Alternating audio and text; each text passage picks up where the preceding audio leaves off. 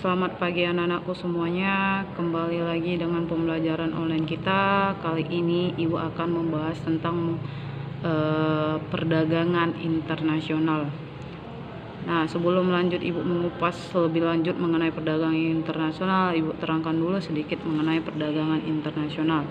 Nah, perdagangan internasional sebenarnya itu sudah ada sejak zaman dahulu, Nak.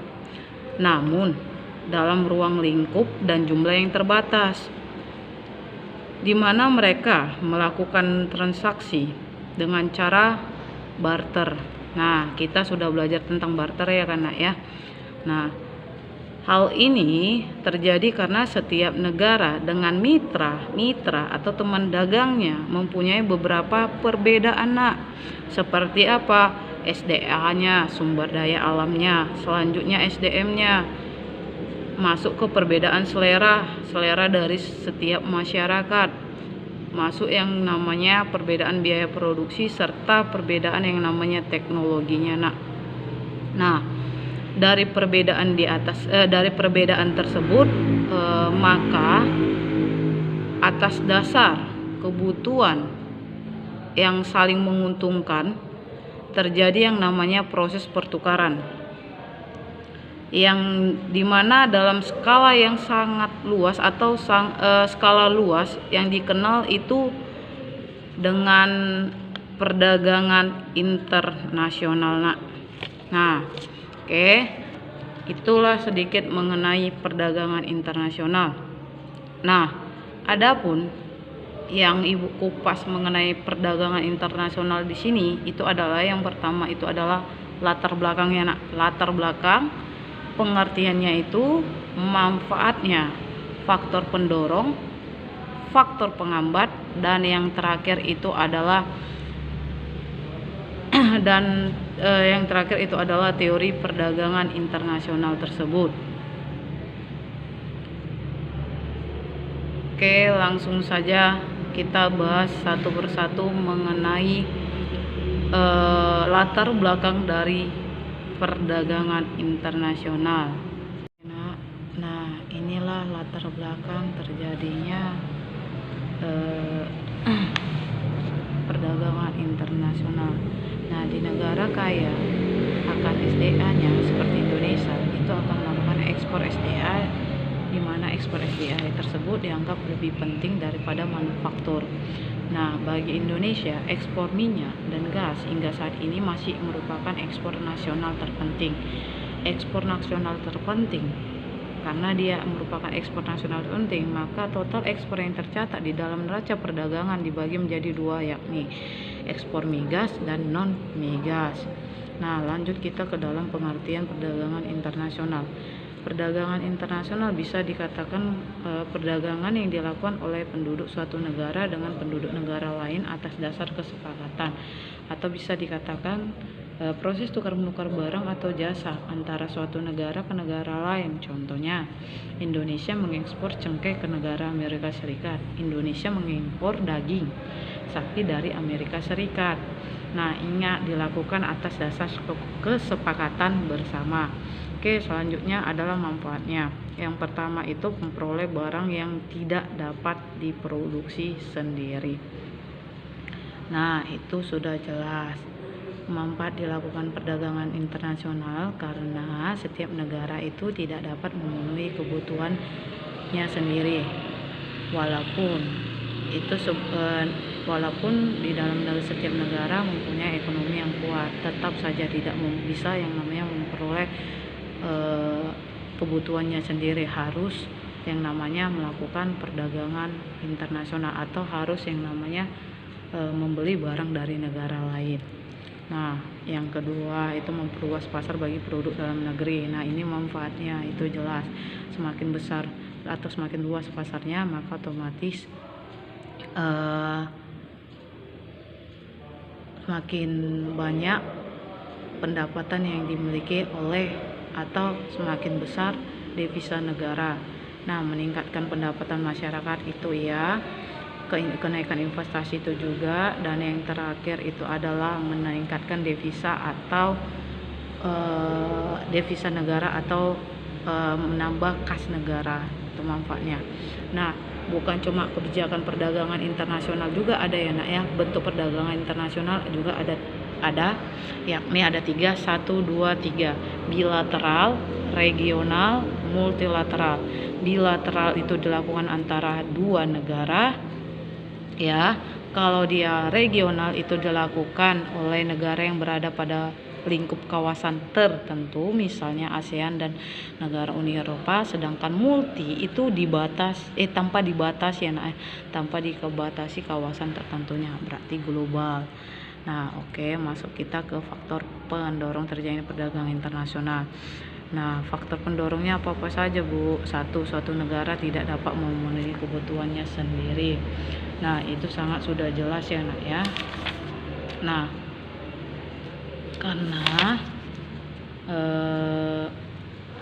hampir tidak ada suatu negara itu, Nak, yang dia mampu memenuhi kebutuhannya sendiri. Negara yang kuat ekonominya pun tetap harus mengimpor barang dan jasa dari negara lain yang namanya untuk memenuhi kebutuhan hidupnya, enak ya.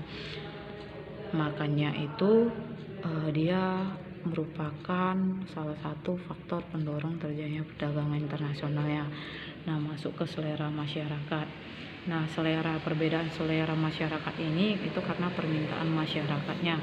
Nah, perdagangan internasional juga bisa timbul karena perbedaan selera antara penduduk suatu negara dengan penduduk negara lain. Misalnya, orang Australia lebih senang makan ikan daripada daging sapi, sedangkan orang Indonesia lebih senang makan daging sapi daripada ikan. Maka akan lebih menguntungkan jika Indonesia mengekspor ikan ke Australia dan Australia itu mengekspor daging sapi ke Indonesia. Nah, kita masuk ke dalam perbedaan kekayaan SDM-nya. Nah, kita itu kan kaya dengan SDM-nya ya, nak ya. Nah, ini keadaan dan letak geografis. Ingat ya, suatu negara akan mempengaruhi kekasan produk yang dibuat oleh negara yang bersangkutan. Bagi Indonesia, kita kaya dengan tanah subur kita yang menjadikan kita Indonesia itu pengekspor hasil alam seperti kayu, karet, hasil laut dan produk lainnya. Sementara negara Timur Tengah, mereka itu kaya akan minyak buminya yang menjadikan mereka sebagai pengekspor minyak. Atau Jepang mempunyai spesialisasi memproduksi barang elektronik sehingga menyebabkan yang namanya surplus elektroniknya. Nah, masuk kita yang ke dalam perbedaan SDM-nya. Nah, sumber daya manusianya. Nah, kita contohkan Indonesia itu kaya dengan memiliki tenaga kerja yang namanya melimpah. Makanya kita itu adalah Indonesia itu mengekspor TKI ke berbagai negara. Atau kemampuan pengetahuan intelektual penduduk suatu negara itu mempengaruhi jenis dan kualitas barang yang dihasilkannya, nak ya. Nah, itu maksudnya. Makanya perbedaan SDM ini merupakan faktor pendorong terjadi perdagangan internasional. Nah, apalagi Bu, iklim. Nah, iklim sudah jelas. Kita itu iklimnya tropis sehingga mudah dalam memproduksi rempah-rempah. Contohnya kalau di Eropa kan iklim mereka dingin sehingga tidak mudah yang namanya atau sulit yang namanya produksi rempah-rempah. Sehingga kita yang kaya akan rempah-rempah kita menjual ke negara yang lain. Nah, negara Eropa yang dia kesulitan dalam memproduksi rempah-rempah sementara mereka membutuhkan, maka dia membeli ke negara kita itu. Nah, itu merupakan kenapa perbedaan iklim juga merupakan faktor pendorong terjadinya perdagangan internasional. Begitu juga teknologi dan perbedaan harga. Perbedaan harga itu sudah jelas ya, nak, berbeda harga di negara kita dengan negara lain sehingga terjadinya beli ya antara satu dengan yang lainnya. Nah, begitu juga dalam selanjutnya ada perbedaan harga ya, nak ya, teknologi dan harga. Jadi faktor pendorong terjadinya perdagangan internasional ada 1, 2, 3, 4, 5, 6, 7 faktor pendorong terjadinya perdagangan internasional. Oke, selanjutnya kita masuk ke dalam faktor penghambat perdagangan internasional. Itu ada 4. Yang pertama perbedaan bahasa, yang kedua itu adalah perbedaan mata uang, yang ketiga itu adalah kebijakan pemerintah, yang keempat itu adalah tidak amannya suatu negara. Nah, ini perbedaan bahasa itu adalah kita pakai itu adalah kesulitan dalam komunikasi. Nah, bahasa ini penting di dalam perdagangan internasional. Di mana dalam kita melakukan perdagangan berarti kita harus yang namanya melakukan komunikasi. Nah,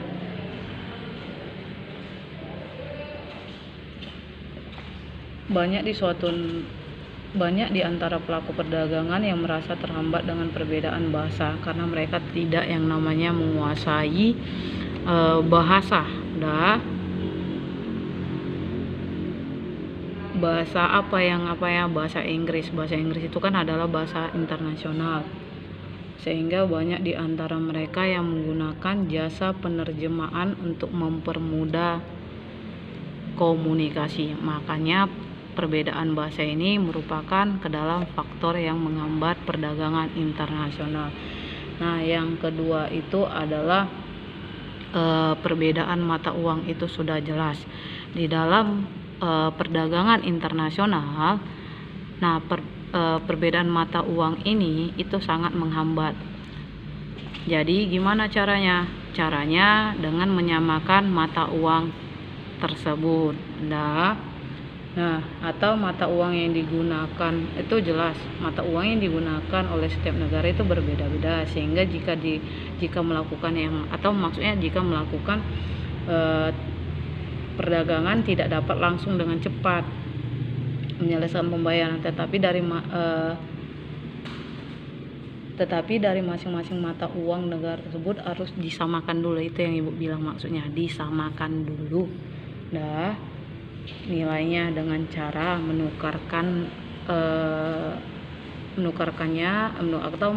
dengan mata uang internasional tersebut, yaitu bisa dolar Amerika Serikat. Oke, nah masuk dia ke kebijakan pemerintah. Nah, munculnya kebijakan pemerintah yang melindungi industri dalam negeri bahkan menentang terjadinya perdagangan internasional. Nah, kebijakan pemerintah ini dapat yang namanya menjadi hambatan baik dalam melakukan si ekspornya, impornya, bahkan hambatan untuk melakukan perdagangan sama sekali. Nah, masuk kita tidak amannya suatu negara. Nah, sekarang itu negara kita tidak aman ya nak ya. Perekonomian kita kalau dibilang mengerikan enggak juga, tapi ya dalam ambang yang tidak stabil ya, karena salah satunya itu adalah virus sekarang yang dampaknya meluas dalam perdagangan dalam perekonomian kita, yang mengakibatkan perdagangan internasionalnya sudah sulit sekali. Nah, apalagi tidak aman suatu negara, peperangan juga menghambat yang namanya perdagangan internasionalnya dan sebagainya. Ingat ya, ada 4 faktornya: bahasa, perbedaan mata uang, kebijakan pemerintah, dan tidak amannya suatu negara. Oke, kita masuk ke teori perdagangan internasional. Nah, beberapa pakar dia di sini menyimpulkan perdagangan internasional terjadi karena ada perbedaan keunggulan ya nak ya. Satu dia si mutlak, satu dia si kooperatif. Yang dimana dia si mutlak itu pencetusnya si Adam Smith. Ini dia wajahnya ya, ingat wajahnya Adam Smith. Kalau si kooperatif itu dia itu pencetusnya si David Ricardo ya nak ya. Nah, di sini udah ada pengertiannya di bawah bahwasanya keunggulan absolut itu merupakan kemampuan suatu negara untuk memproduksi suatu barang lebih murah daripada negara lain. Dengan negaranya harus yang namanya melakukan spesialisasi untuk memaksimalkan barang-barang yang diproduksinya. Nah, itu dia. Kalau dia si kooperatif yang menurut pencetusnya itu adalah David Ricardo, itu kemampuan suatu negara yang dimana untuk memproduksi suatu barang lebih efektif dan efisien jika dibandingkan dengan negara lainnya. Nah, itu mengenai teori-teori perdagangan internasional. Itu ada dua, satu dia si Adam Smith, satu dia juga si David Ricardo. Intinya kalau Adam Smith itu idenya tentang pembagian kerja ya nak ya, internasional yang membawa pengaruh besar bagi perluasan pasar barang-barang negara tersebut. Yang akibat dari pembagian kerja tersebut, pembagian kerja internasional tersebut berupa spesialisasi internasional yang dapat memberikan hasil berupa manfaat perdagangan yang timbul dari dalam atau berupa kenaikan produksi serta konsumsi barang-barang dan jasa. Di mana menurut Adam Smith tersebut dalam melakukan spesialisasi ya nak ya, dalam melakukan spesialisasi ya, maka masing-masing negara akan berusaha untuk menekan produksinya pada barang-barang tertentu yang sesuai dengan keuntungan yang dimiliki, baik dia keuntungan alami maupun keuntungan yang diperkembangkan. Nah, kalau dia si David Ricardo ini teori keunggulannya yang diasumsi bahwa perdagangan internasionalnya hanya terjadi antar dua negara ya nak ya, terjadi dua negara. Nah, perdagangannya dilakukan secara bebas atau sukarela, baru pertukarannya hanya dua negara dua macam, biaya produksinya itu dianggap tetap dan mengabaikan yang namanya ongkos angkut kalau dia ini ya, keunggulan kooperatif, dan tidak ada yang namanya perubahan teknologi. Oke. Nah, sampai di sini dulu mengenai perdagangan internasional kita ya nak ya, materi kita. Nah, Ibu sudahin hari ini materi kita. Nanti Ibu akan ngirim tugas seperti biasa berada di classroom. Jadi